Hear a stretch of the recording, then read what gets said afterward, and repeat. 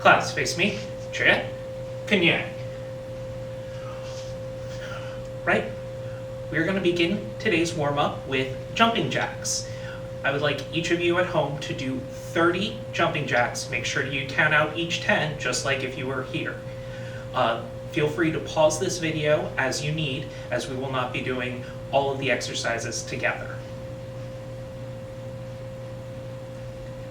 The next exercise I would like you to do is push-ups. This is going to be a fairly arm-heavy class, so you might want to take it easy and just do regular push-ups, 20 of them.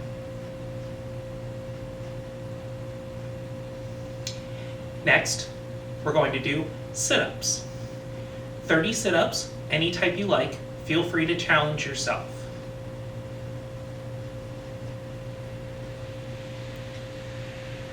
The next exercise that we're going to do, we're going to duck, punch, punch. And duck and change which punch goes first. 1 minute.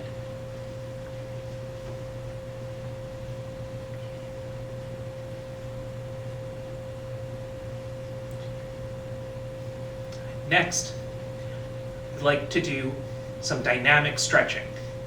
So we'll get into first a right fighting stance. I want 8 of each. Front leg stretch, outside crescent kick stretch, and side kick stretch. Next, I would like each person at home to spend the next 10 minutes stretching what they feel they need most. Some stretches that I would recommend: tricep stretching, pectoral stretching, where you put your arm on a wall and stretch on both sides.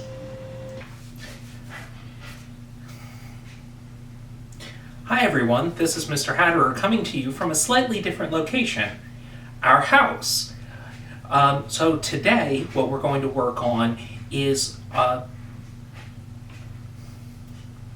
series of punching combos. Now these can be done by any of our classes, kinder kids, kids, adults. I encourage families to go together. If you have hand pads, this would be a perfect time to pull them out. If you don't, a perfect alternative for hand pads is throw pillows.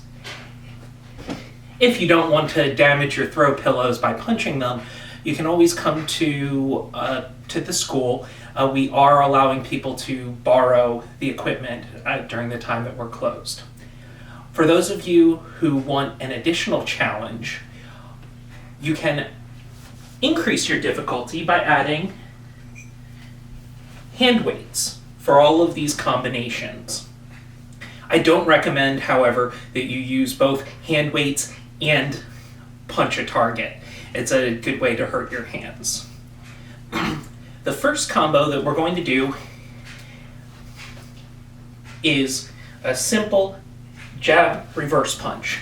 You'll notice that my fighting stance is a little bit different when I'm doing hand combinations. Rather than the traditional fighting stance, we're going to do all of these from more of a boxing style stance. So you notice my elbows get tucked in and my hands come up higher to the point where they're both actually at my cheekbones. When you're wearing boxing gloves, it's recommended that you every so often just touch your eyebrows with the top of your boxing gloves. This is to make sure that you're guarding appropriately to somebody who's only going to be punching you. So we all know how to do a jab and a reverse punch, also known in boxing as a straight punch. We'll go over the modification that makes it a cross in a later video. So we're going to do this combo first. Jab, reverse punch.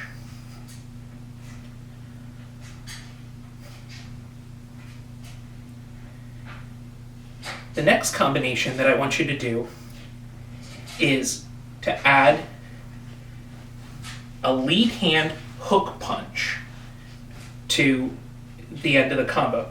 So, jab, straight, lead hand hook. Important things about the hook punch. You're going to notice that once I hit the midline, the punch doesn't continue to arc out, but instead you pull it back towards your body. Also, if you can see my feet, the front foot actually twists the opposite way of when you're doing your straight.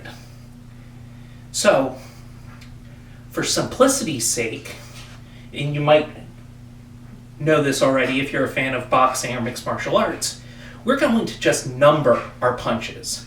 The jab is 1. The straight is 2. The lead hand hook is 3. So 1, 2, 3.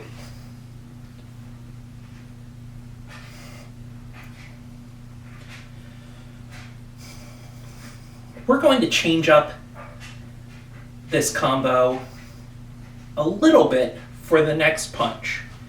We're going to start again with the 1 and the 2, but instead from here of throwing the hook punch, we're going to duck. Notice I duck only with my knees, not with my waist, and we're going to throw an uppercut. So an uppercut, drop your hand down to about your solar plexus, and you're going to arc upwards. So for the people who've played way too much Mortal Kombat, we don't swing all the way up. The uppercut ends just above your own chin. Always, your other hand stays up to protect yourself. The lead hand uppercut is 5. So, I sound a little bit like a Monty Python skit, but we're going to do 1, 2, 5. What happened to 4, you ask?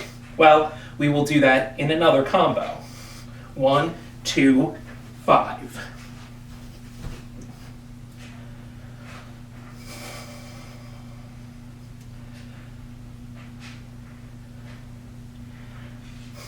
All right, the next combo that we're going to do is going to be 3, that lead hand hook punch.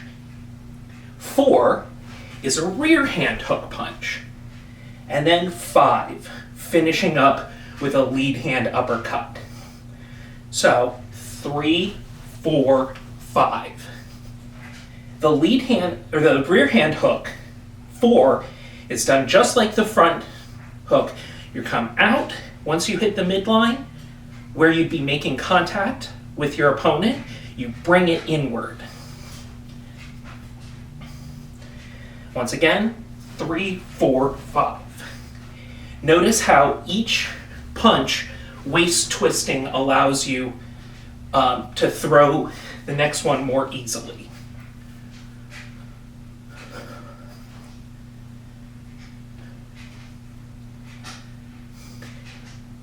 The next combo we're going to do actually involves number 6. What is that? That is a rear hand uppercut. So, what I'd like you to do first is we're going to do a U-shaped duck. Once again, notice the ducking happens entirely with the knees. Your hands go up as you duck. So we're going to U-shaped duck and then throw a rear hand uppercut, number 6, and then duck back and throw a front hand. So duck, uppercut, duck, uppercut. Once you get that motion, you can actually do this moving forward. So you U-shaped duck, uppercut, U-shaped duck, uppercut, moving along the floor. You can do the same thing with hook punches.